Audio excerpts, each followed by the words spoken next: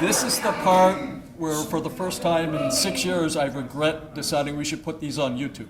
No, but I want you to notice the grey hair. Yeah, I just had my highlights done. No, this is important because it's not really age; it's more experience. It's stress and overwork.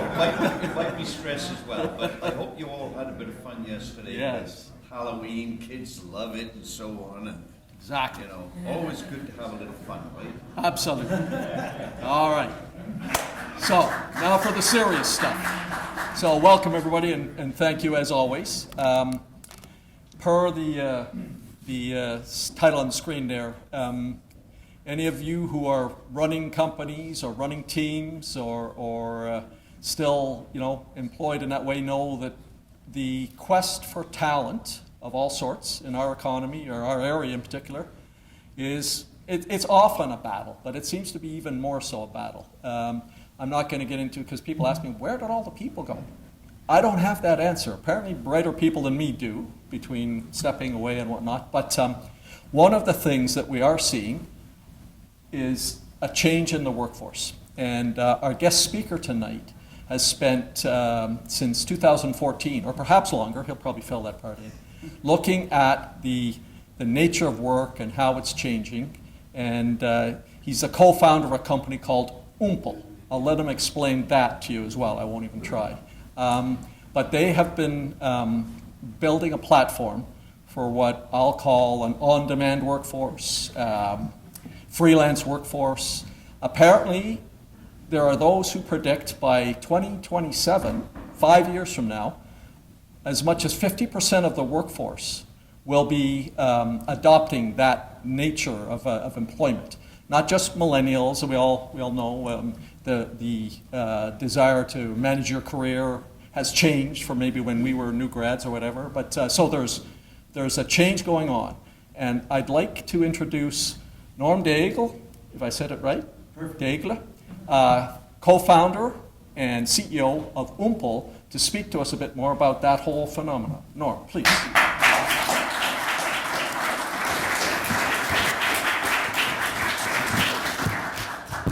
All right, great. Thank you so much, Steve. Thank you for inviting me to speak here tonight about this great topic. I'm grateful that I don't have to wear that wig. So.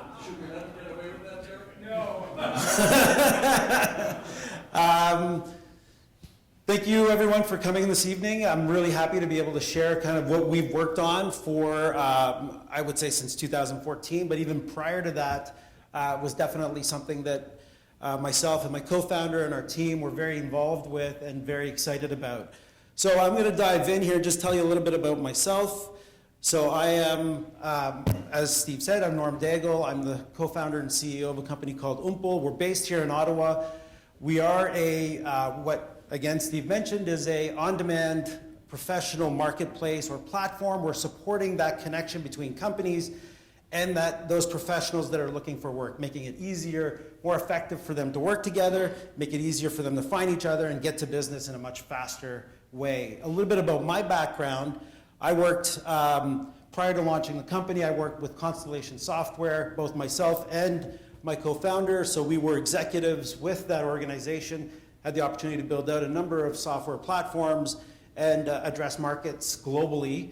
And before that, we worked with a software company and a service company, professional services primarily, where we delivered ERP solutions and enterprise solutions globally. And this is really where this came from. We had large international teams that we needed to deploy for customers. We didn't have all of the capabilities we needed, and we always struggled to get there. Now, we were not, we had our employee base, we had our bench, so to speak. These were people that were part of our organization. But to really deal with the variability of work and the management of our professional services bench, we leveraged the on-demand workforce early on and saw that this was something that was gaining more and more momentum throughout businesses across Canada and the US. So I'm going to dive in and talk about that. Happy to take any questions along the way. My email is here, and I've put that there specifically. Feel free to contact me at any point. Happy to talk about it. Very, very excited about this topic, quite passionate as well. So just a little bit about that workforce itself, so we get an idea here where this is positioning, because it is a large part of the current way of working. There are over 34% of the workforce is already working as on-demand professionals. So that means they're working with companies, delivering expertise. They're helping companies deliver on core products, core projects, big initiatives. And 1 in 3 companies are using on-demand skills to drive those initiatives forward. And I mean, that is a growing number. And we see that expanding constantly.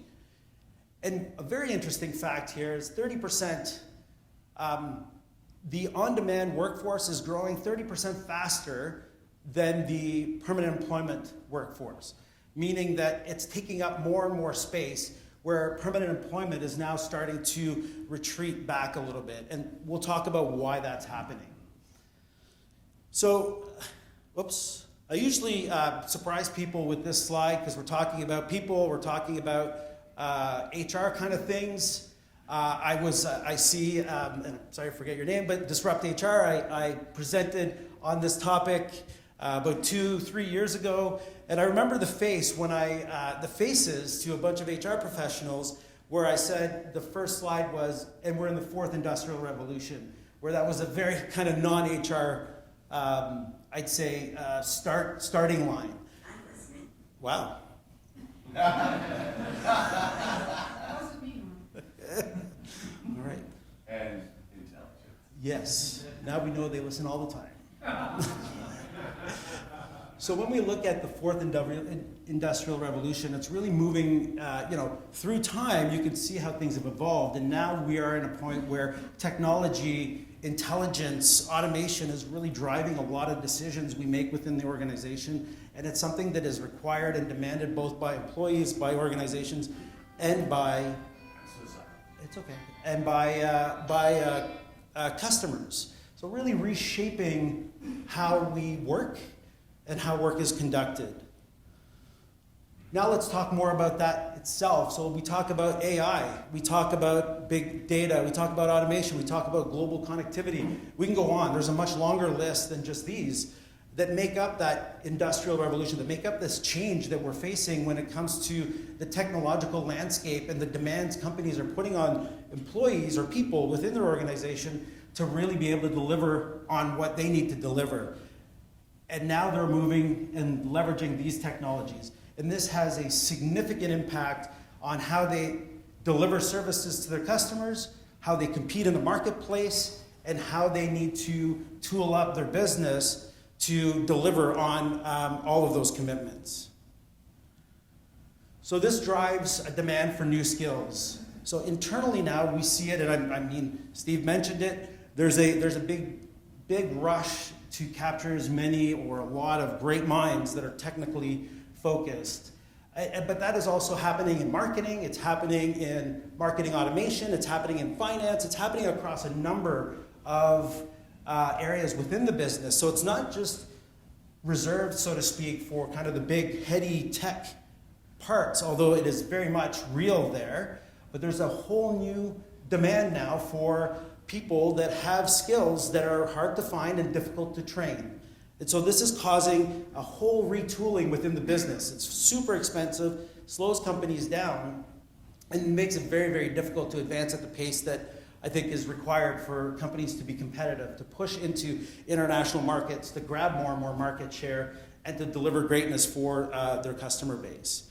And just taking a look, I found this piece of data quite interesting. When you look at a piece of data that was done prior to 2015, but already you could see the decline of what would be more labor-centric, manual, task-driven work that demands you to be in a particular place, to much more of that knowledge worker that is no longer attached to a location, that can work digitally from anywhere in the world, that can work for multiple organizations. And so you can see it's moving much more towards that tech-enabled resource, that tech-enabled professional. So a lot of change happening, and this is, again, back from 2015 to 2020, that was predicted to happen, and what we know that has happened and continued to happen based on everything that's happened, that has occurred within the market and within our economic and social environment. COVID. So with COVID came a whole other kind of new dimension where we realized that we needed to change the model and we needed to leverage technology even further. And so that drove a whole new way to do business. And I'd say drove a whole new way to do business. It really just pushed the way that was kind of emerging, kind of fast forward. And that really put a lot of investment and a lot of time and a lot of effort in developing the tools that are required to move in this direction and support organizations when they had to rethink their business, and a lot of the technology that would need to be put in place to be able to move people to the proper places to stay productive and to move ahead in this model. So again, this is a recent event. Again, if I go to Disrupt HR, the topic was very similar, and this was in 2019, minus COVID. So COVID has just really drove or pushed and accelerated the whole move to this model. Even so, when we look at what it's done, really interesting statistic here, this is a survey by McKinsey. What they found is 90% of executives believe that COVID is going to reshape the way they do business internally. 85% of them believe that it's going to reshape the way they deal with customers. Now, the real interesting part here is 21% of them believe that they have the expertise to be able to do this. And so that leaves a major gap. So that talks to that gap that we see in the market. A lot of change happening, new movement driven by a number of factors, including COVID. And you can see that executives are already facing this shortage, this challenge. And 2/3 of these executives are saying this is going to be the most difficult time of their career because of it. Because they don't have the skills, the people or the technology is available, but the skills and people to be able to move their business in the direction where they can capture that market and they can reshape the business so that it meets that need. And then we talk about reshaping remote. So we've seen a big move in that direction, and I'm sure you've seen all of the news where now companies are trying to move people back into the office. There's some pushback.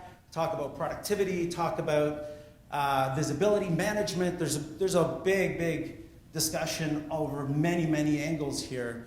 But fundamentally, we've reshaped the way people work and where they work, and we're not going back. Definitely, some organizations are going to do the best they can to back into kind of the classic or former way of working. But what we know are people are not jumping onto that bandwagon the way that I think organizations hope they would. And there's a reason for that, is that they actually feel that they were more productive, they had a better work-life balance, and they had a better connection to the company while they worked remotely. The technology is advanced enough through, again, networks and all of those great Zoom calls. Now you've got digital whiteboards, you have a number of other platforms that allow us to really work this way and do a great job. So that opens up a whole new world where now we can work from anywhere with anyone based on the fact that the technology's there, and we know now that we can actually do this from a managerial or from an execution perspective. Now let's look on the other side. Let's look at the people side. So people have changed as well. So companies have restructured themselves. There's a whole drive towards this higher productivity, digitization, moving into leveraging more and more of that, those technologies that we talked about earlier. And now people are driving their side of the equation. And so when we look at what they're doing, they are adopting this model as well. They want to have flexibility. They want to be able to really refine their skills, go deep in a particular area, and deliver that with lots of energy to multiple companies. It may be multiple at once, or maybe multiple at one over a period of time. But the whole idea now of sticking with one particular company and doing a full career track with that one company is just not as prevalent anymore. We do see lots of people who do move in that Career Me model within the organization, which is amazing, and that's great because then you really get to have lots of really good. You extract a lot of really good capabilities out of people that way, and they get to really explore multiple aspects of the business. But what we've seen is many companies aren't that nimble or that agile, and people are stepping outside of the company to kind of fulfill that part of their career and to offer their skills in that way. So let's go back in time on where this kind of started. So back at the financial crisis, we saw a lot of people, I would say kind of the younger generation, watch their parents or maybe grandparents that had committed to a lifelong career with a company to then see that pension's gone, company's gone. I'm 70 years old and I'm working at Starbucks now because the financial system has collapsed and many companies suffered badly because of it. You have a whole generation that watched that happen to family members, to friends, and they've kind of taken this attitude that I have to take control of my own career now. I have to drive my own way forward. In addition to that, we're also telling them, hey, follow your passion, be who you want to be. You know, it's all about you. Go, do you. And so you marry those two things together, and now you've got these people, these great young professionals that are driving into the market with an attitude that's very much about taking care of myself and doing the things I like to do. And so that's reshaping how we find people, how we work with people, and the commitment level that they have with organizations. Don't have the slide here, but there was a statistic that I just recently came across that an employee, and this is a statistic that was specifically with financial institutions, insurance companies to be more specific, actuarial scientists had a level of commitment to that organization that looked like this. After 7 months, they felt they had given back to the organization what they owed them, and then after 3 years, they were gone. That's on average, that is kind of the movement they were seeing, and this was a Deloitte research paper. It's not wildly different in other industries or any other parts. We see a lot of movement, and a lot of it has to do with that sense of I'm going to keep pushing myself forward so that I take care of me. Now, we tend to think, oh yeah, it's all the young people that are really taking this way or adopting this model. Well, surprisingly, it's not. So when you look at the distribution of this, you'll see, yes, the millennials, who are kind of the bigger part of the workforce today, or becoming the bigger part of the workforce, are still are the higher adopters at this point. But you can still see a pretty significant adoption rate as you look at the different demographics. So it does say that it's not an age thing. It's really it's a change in the structure, and it's a change in the way the market is operating. There are, in North America, so I'll say Canada and the US, as of 2020, there are over 40 million people who operate this way. Now, when I say this, I just want to add a caveat. This is not all just professionals. There are some in there that are temporary workers, that are consultants, that are kind of not all classified this way.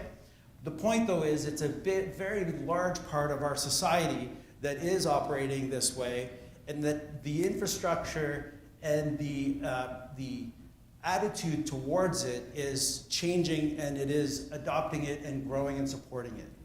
So it is a big population, it's growing, and as you mentioned, Steve, it is, there's a World Economic Forum research paper that says that by 2027, it's expected that over 50% of the workforce will be on an on-demand basis.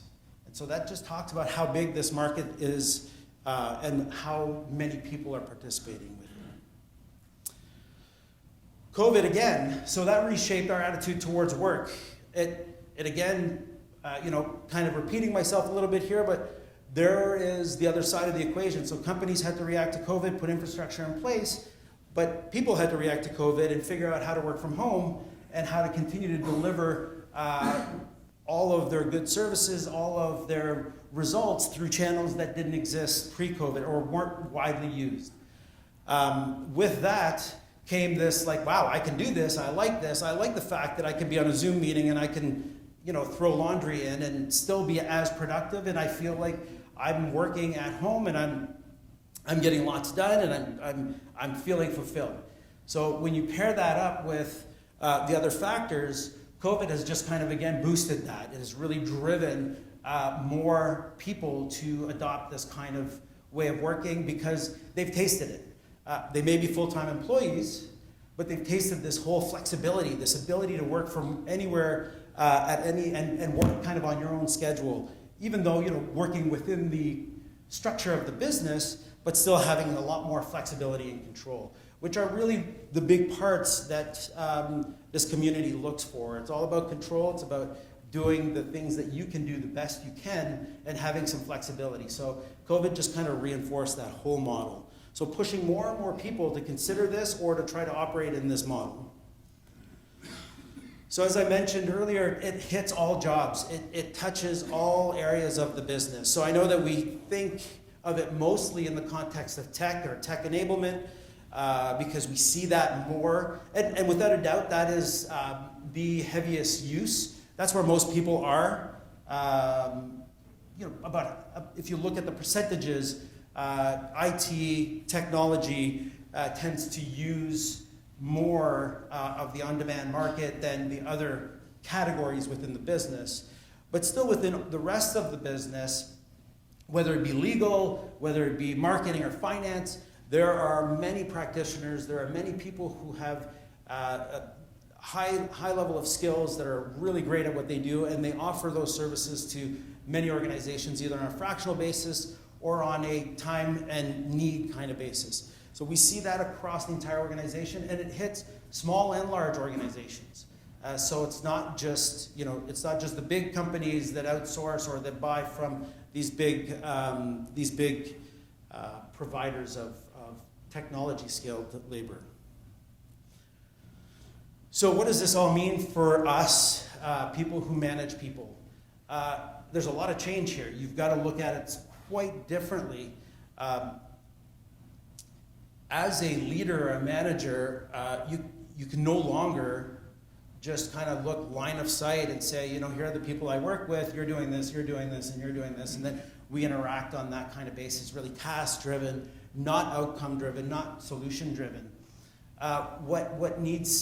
Where that needs to transform is now you're moving into much more of an agile team model, leveraging people to their best skills, not just to their time and presence.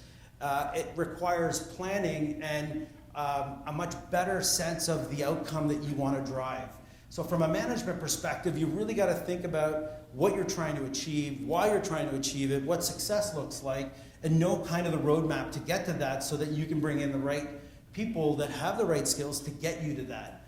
And that's, we all like to believe, I lead people, I've led people for a long time, I like to believe that's the way I operate. I know that's not the way I always operate. There are a lot of just kind of, I need you to do this kind of stuff. This is a difficult model for that way of working. Although there are kind of multiple ways of addressing that. Some organizations will leverage on-demand workers to support operations while they go through transition. So those people will be more tactical, will be more involved in the operations, kind of supporting why other people are being trained and moving into kind of their new way of working. Other areas or other models are more of the nature where you bring the expert in to actually deliver that solution or solve that problem, and when that problem is solved, it's handed off to the appropriate operational folks, and they can run with that. I had a conversation just yesterday with a relatively large organization in Ottawa where it was a big aha moment to think about the fact that they were able to leverage kind of this skilled on-demand resource capability to support their employees as they were going through significant change. Their model was, we're retooling, we're digitizing, we're completely redefining our internal technology landscape to be able to do exactly what we just talked about, which is deliver differently and more accurately or more effectively for their employees and for their customers. And their philosophy was, we're going to be an employee-first model, so we want to keep our employees, we want them to learn this, we want them to become the experts, and to be able to support that transition. They're bringing, they're now looking at that model, or at the on-demand model, to say, well, why wouldn't we take the work that they do today and move that to other people who are going to take on that work, and it's work that will go away once they've moved to this new way of working. And you're supporting the transition, so you're supporting your employees to build their own skills, which is great, right? It's not just it's about kind of partnering to create something better and bigger.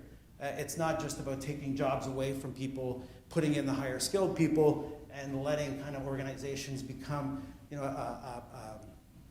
more operational, less strategic, less advanced unit. It's really about taking that and making it a much bigger, more agile, more nimble organization. When we look at, this is a messy slide here, but my point was, there's now technology, and a lot of technology that's being put into market to support, I'll say HR organizations, but talent skills movement throughout the organization. And that goes all the way from attracting people to marketplaces to communication, and that extends itself across the entire kind of work experience.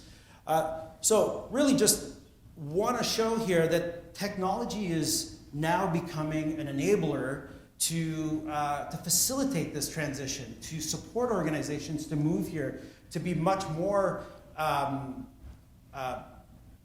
say, open to a different model, and to be open to bringing new and innovative ways of working to achieve those great objectives and to really support their organization.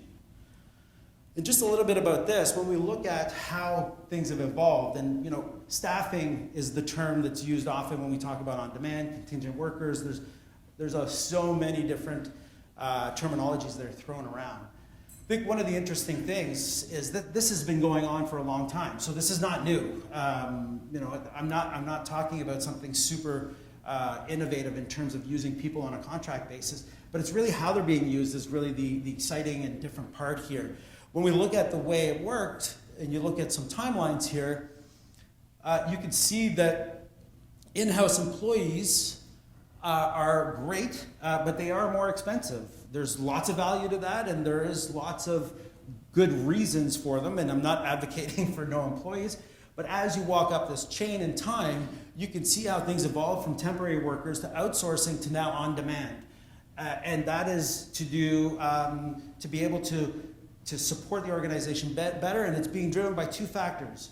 One is by the cost of labor and reducing the cost of labor, because now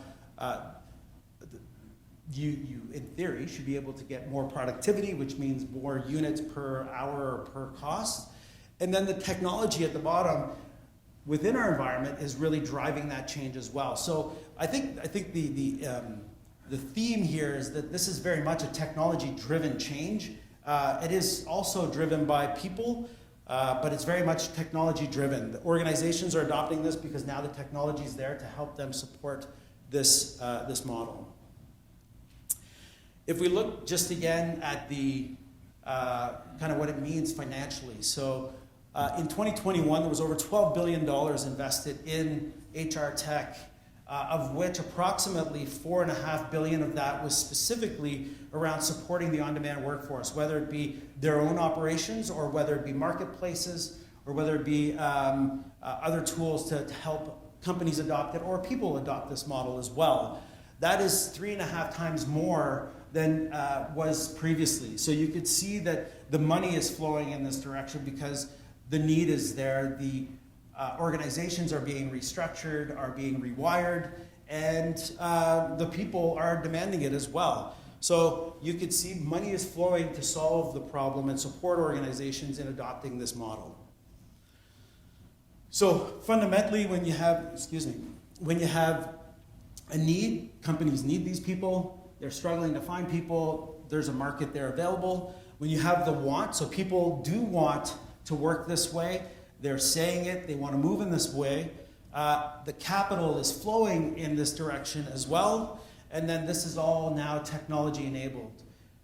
It really means that we will see a continued drive in this direction, and we'll see better and better products, solutions, and models come to market to support organizations and support people to do this, to deliver their exceptional superpowers to companies across the world, and for the companies to be able to leverage people throughout the world as well to deliver on their own commitments and help them advance. So really, this is the on-demand workforce. This is where it's going, we believe. We've seen substantial changes in the market structure and how organizations are moving forward. And we believe that it is definitely a big power behind a lot of organizations. Thank you.